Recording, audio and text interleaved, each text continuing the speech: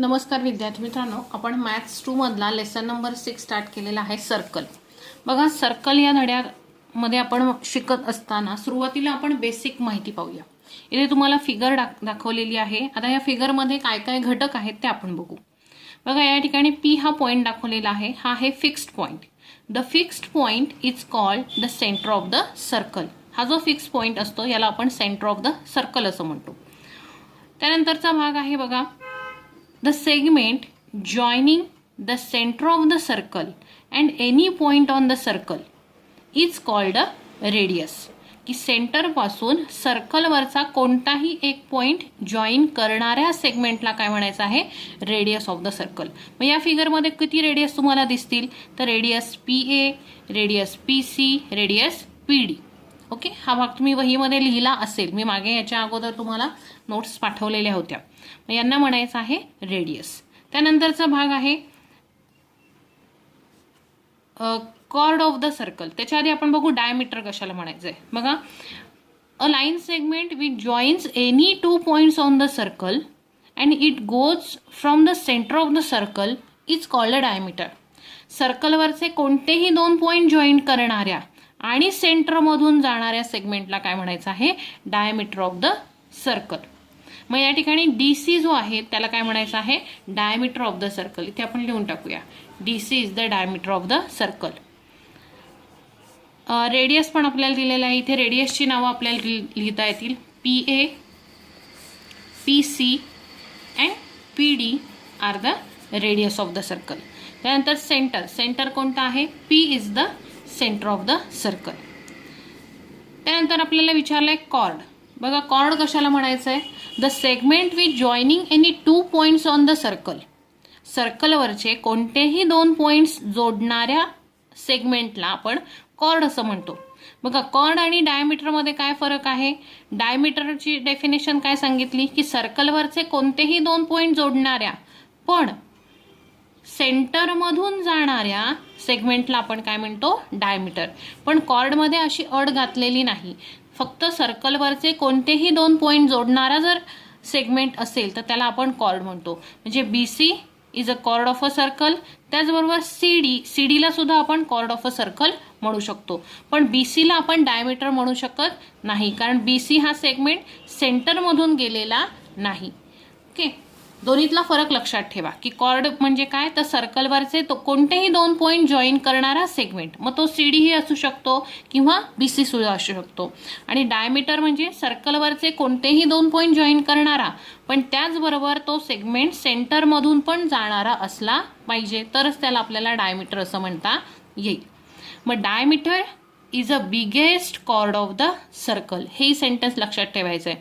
सगळ्यात मोठी सर्कलची कॉर्ड सांगा असा प्रश्न आला तर ती काय असणार आहे? Diameter. Diameter is a biggest chord of the circle. बघा, इथे नवीन एक घटक तुम्हाला दिलेला आहे, सेंट्रल अँगल. सेंट्रल या शब्दावरून तुमच्या लक्षात असेल की काहीतरी सेंटरशी संबंधित आहे. मग सेंटरपाशी जो अँगल तयार होतो त्याला काय म्हणायचं आहे? Central angle. जसं इथे अँगल तयार झाला बघा, अँगल CPA. अँगल CPA याला काय म्हणता येईल आपल्याला? Central angle.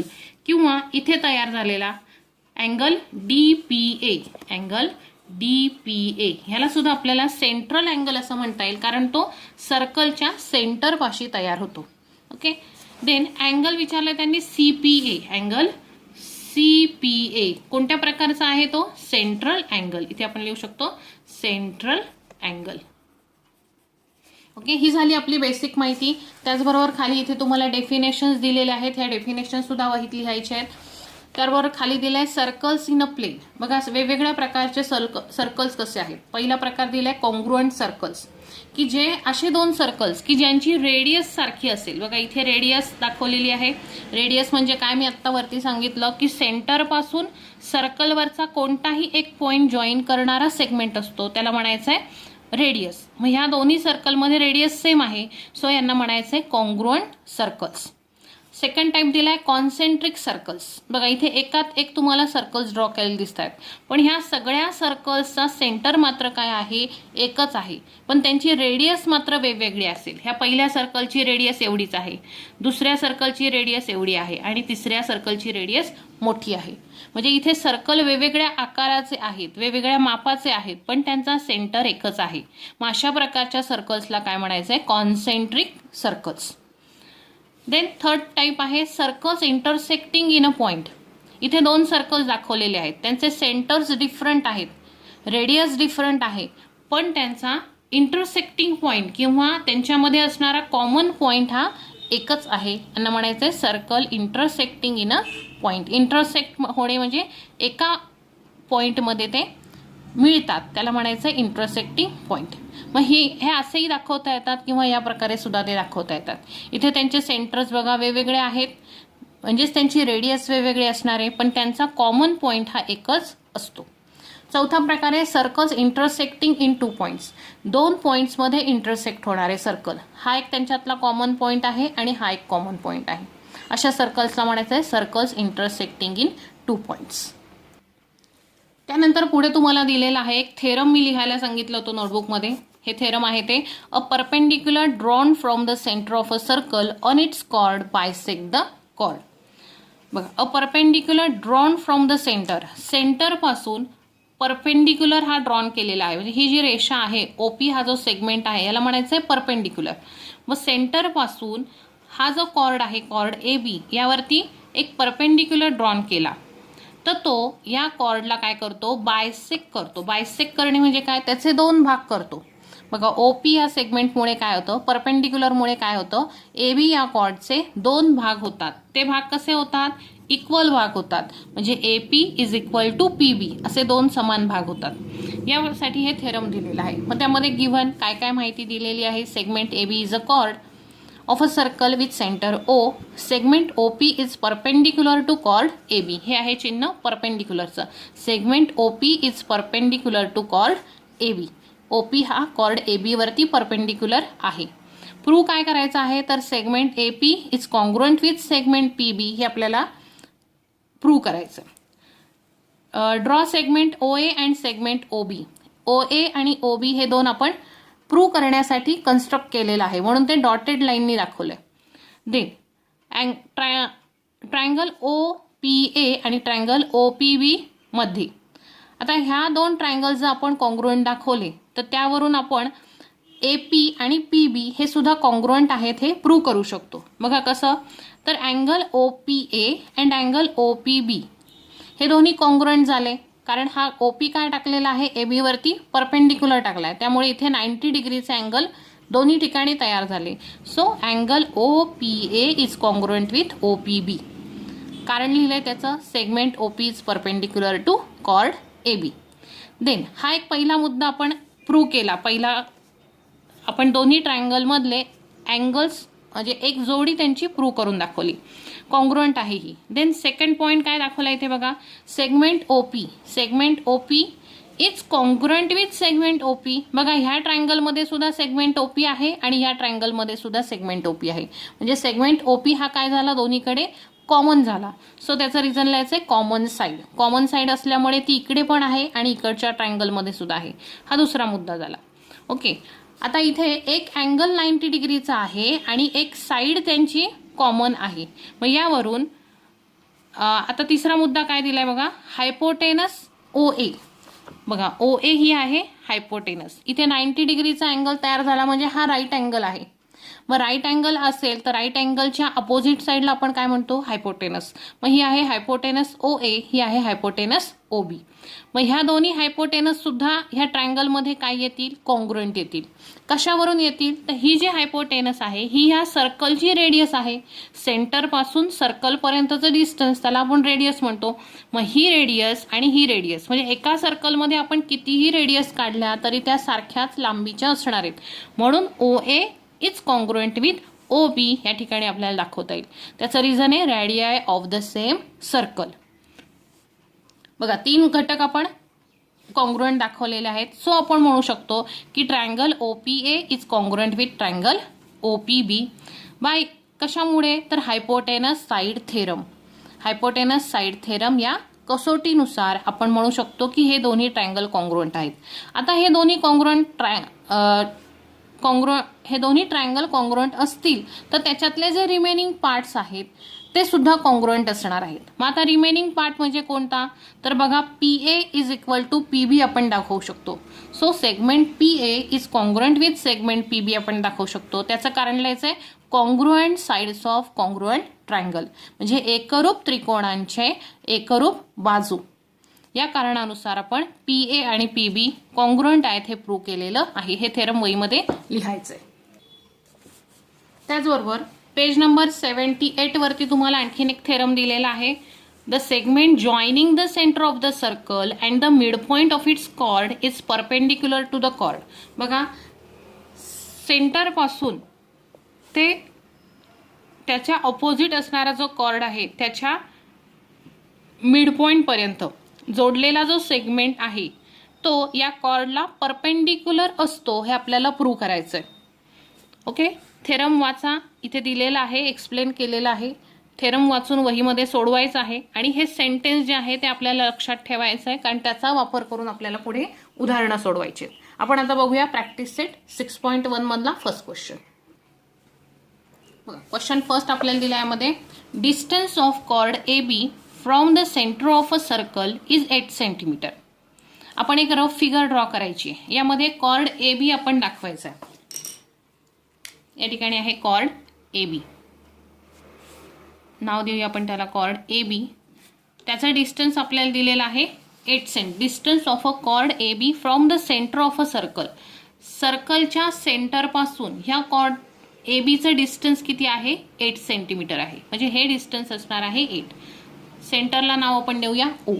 बघा, सेंटरपासून कॉर्ड ABचं डिस्टन्स आहे 8 centimetre.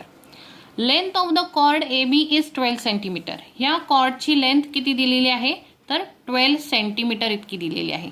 Okay, then find the diameter of a circle. तर आपल्याला या सर्कलचा डायमीटर फाइंड करायचा आहे. बघा, आता ह्या दिलेल्या माहितीच्या आधारे आपल्याला डायमीटर ड्रॉ करायचा आहे. आपण या ठिकाणी डायमीटर ड्रॉ करू शकतो. ओके, या प्रकारे इथे आपण डायमीटर ड्रॉ केला आहे, त्याला आपण नाव देऊ BC. आपल्याला ह्या डायमीटरची लेंथ फाइंड आउट करायची आहे या दिलेल्या माहितीनुसार. आता ती कशी फाइंड आउट करता येईल आपल्याला? इथे आपल्याला सेंटरपासून कॉर्डपर्यंतचं अंतर दिलं आहे, त्याला आपण OP म्हणूया. OP हा सेगमेंट आहे, हे आहे सेंटरपासून कॉर्डपर्यंतचे डिस्टन्स 8 दिले. आता OP हा कॉर्डला परपेंडिक्युलर आहे, बरोबर आहे. OP हा कॉर्डला परपेंडिक्युलर आहे, याचाच अर्थ इथे राईट अँगल तयार होतो. सो हा झाला right angle triangle OPB. Okay, ही माहिती आपल्याला मिळाली. OP ही साईड पण मिळाली. आता ABचा विचार आपण करू. AB हा काय आहे? Chord of the circle. त्याची लेंथ आपल्याला दिली आहे 12. आता OP हा परपेंडिक्युलर असल्यामुळे P हा काय झालाय? ABचा मिड पॉइंट झाला. ABचा मिड पॉइंट झाल्यामुळे किंवा OP हा ABला बायसेक्ट करतो. ओके, OP हा ABला काय करतो? बायसेक्ट करतो. बायसेक्ट याचा अर्थ काय? त्याचे दोन समान भाग करतो. म्हणजे AP आणि PB हे अंतर काय असणार आहे? समान असणार आहे. मग पूर्ण AB जर 12 असेल तर हा 6 सेंटीमीटरचा येईल आणि हा सुद्धा 6 सेंटीमीटरचा येईल. बघा, आता राईट अँगल ट्रायंगलमध्ये जर तुम्हाला दोन बाजू माहीत झाल्या तर तुम्हाला तिसरी बाजू काढणं सोपं जातं. कशाच्या आधारे? आपण याच्या अगोदर शिकलेलो आहोत, पायथागोरस थेरमच्या आधारे. राईट अँगलची समोरची बाजू ही झाली हायपोटेनस. मग इथे hypotenuse square is equal to side 1 square plus side 2 square केलं तर आपल्याला ही बाजू मिळणार आहे. OB ही काय आहे? सर्कलची रेडियस आहे. मग जर आपल्याला OBचं अंतर मिळालं तर OCचं अंतर सुद्धा आपल्याला मिळेल, कारण OC ही सुद्धा रेडियस आहे. म्हणजे ही जर 5 सेंटीमीटर आली तर ही सुद्धा 5 सेंटीमीटर येणार आहे आणि 5 + 5 करून आपल्याला BC म्हणजेच डायमीटर ऑफ सर्कल मिळणार आहे 10 सेंटीमीटर. ओके, लक्षात आलंय कसं सॉल्व्ह करायचं आहे? आता आपण स्टेप बाय स्टेप ते सोडवूया. बघा, सुरुवातीला आता आपल्याला लिहिता येईल O is the centre of the circle. O is centre of circle.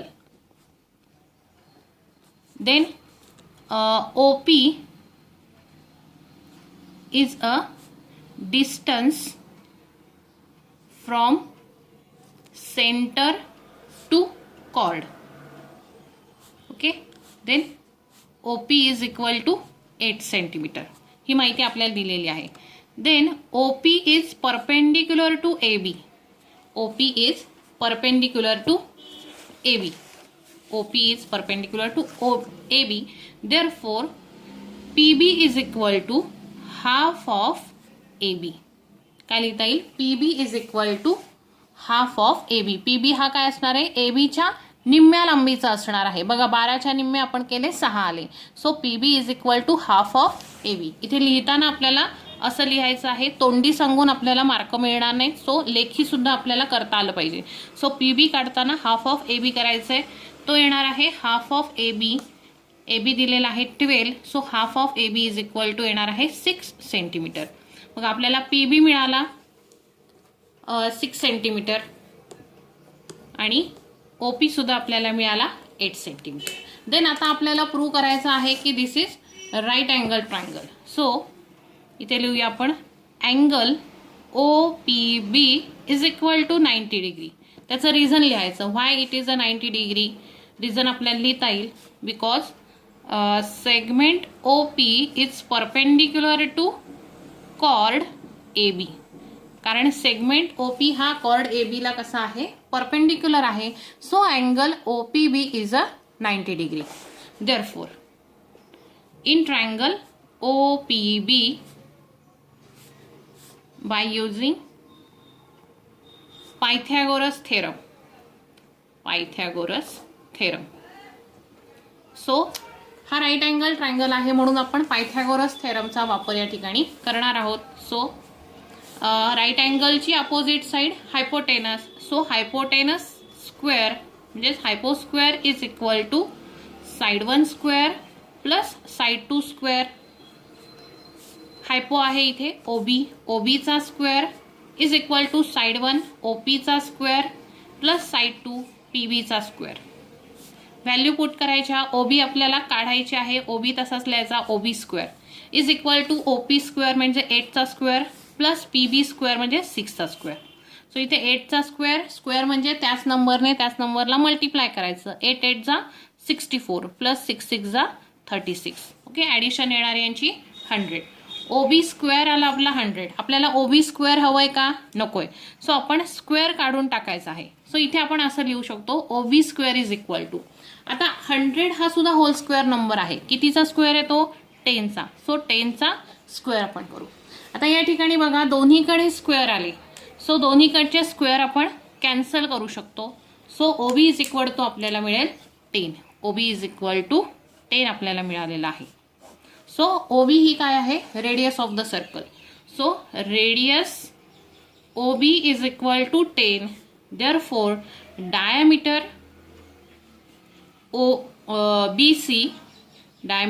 BC is equal to 2 into radius. हा एक फॉर्म्युला लक्षात ठेवा.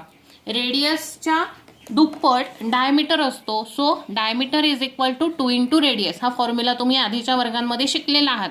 सो आधीच्या वर्गांचा अभ्यास पक्का आपला असला तर आपल्याला पुढचं गणित सोपं जातं. सो डायमीटर काढताना रेडियसची दुप्पट करायची. 2 इंटू रेडियस म्हणजे 2 इंटू 10 इज इक्वल टू 20. बाकीचे सगळे युनिट्स आपल्याला सेंटीमीटरमध्ये दिलेत. So it is 20 centimetre. या प्रकारे आपला क्वेश्चन फर्स्ट झाला. आपण बघूया क्वेश्चन 2. क्वेश्चन 2 दिलाय. Diameter of a circle is 26 centimetre. इथे सर्कल आहे. सर्कलच्या सेंटरला नाव देऊ आपण O. त्या सर्कलचा डायमीटर आपल्याला दिलेला आहे 26 सेंटीमीटर. इथे आपण डायमीटर ड्रॉ करूया. हा डायमीटर आहे 26 centimetre. This is a diameter. हे टोटल डिस्टन्स आहे इथून इथपर्यंतच. Then length of a chord of a circle is 24 centimetre. आता ह्या सर्कलमध्ये एक कॉर्ड आहे. ही आपण सपोज करूया ही कॉर्ड आहे. आपण डायमीटरला नाव देऊया AB. AB is a diameter. Then PB is a chord. PB ची लेंथ आपल्याला दिली 24. हा आहे इथून एवढा PB cord.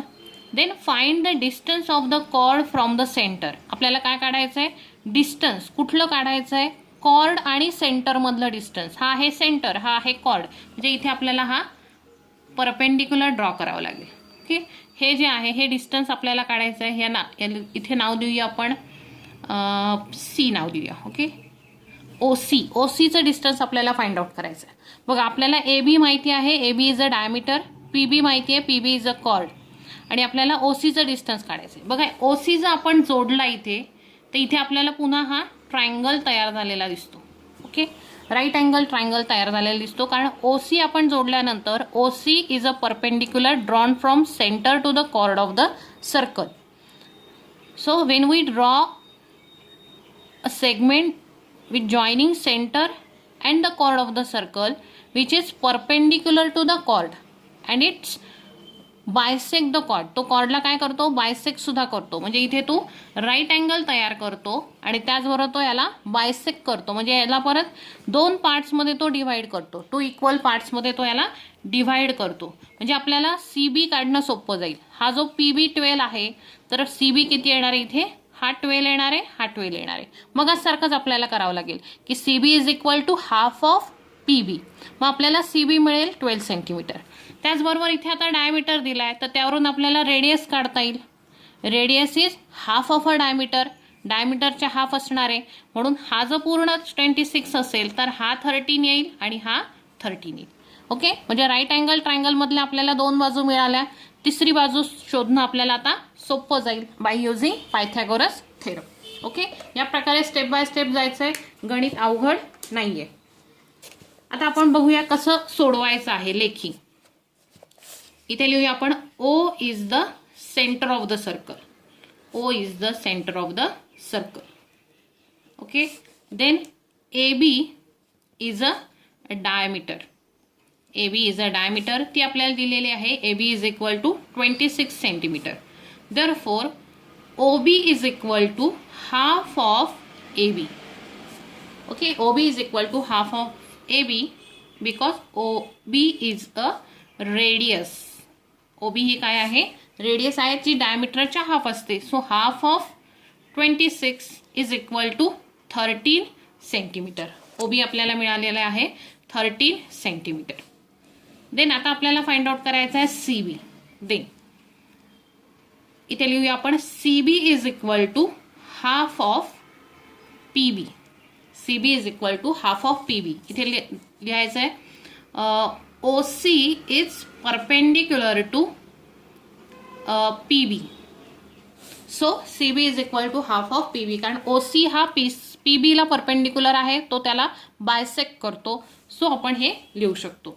So half of PB दिला आपल्या 24.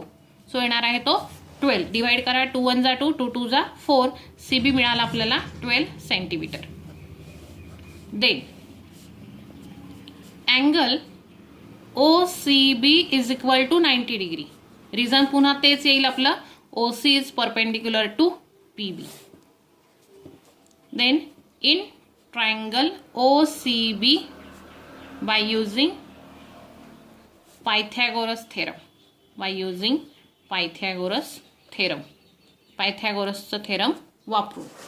ओके, देअरफोर मगाशी मी पायथागोरसचं थेरम लिहून दिलेला आहे. ह्या गणितामध्ये आपल्याला लिहायची गरज नाहीये की hypo square is equal to side 1 square plus side 2 square. म्हणजे hypo square is equal to remaining 2 sides square करून त्यांची ॲडिशन करायची. आपण डायरेक्टली लिहू शकतो. हायपो लक्षात ठेवायचा आहे, राईट अँगलची अपोजिट बाजू OB.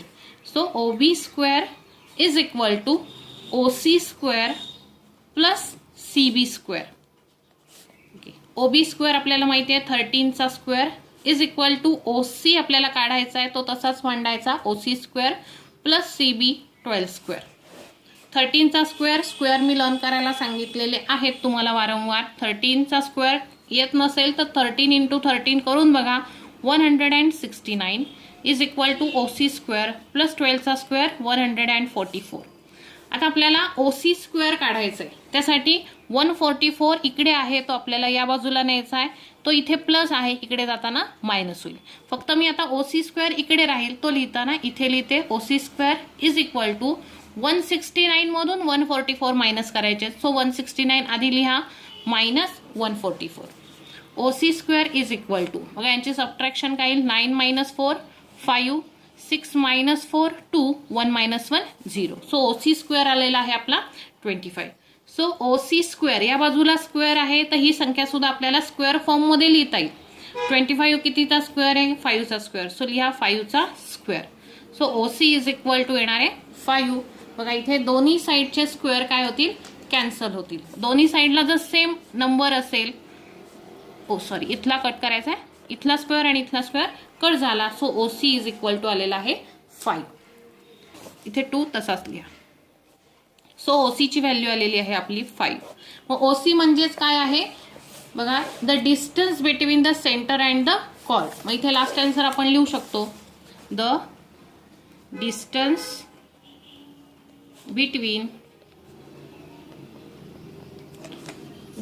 Between centre and the chord is OC is equal to 5 centimetre. या प्रकारे आपला हा क्वेश्चन कंप्लीट झालेला आहे. आता याच्यामध्ये थर्ड आणि फोर्थ क्वेश्चन आहे, तो तुम्ही होमवर्कला करायचा आहे. सेम याच मेथडने जायचं आहे आणि त्याचे फोटो मला व्हॉट्सअपला पाठवायचे आहेत. ओके, काही अडचण असेल तर मला कमेंट करा आणि त्याप्रमाणे कळवा आणि व्हिडिओ पूर्ण पाहत चला.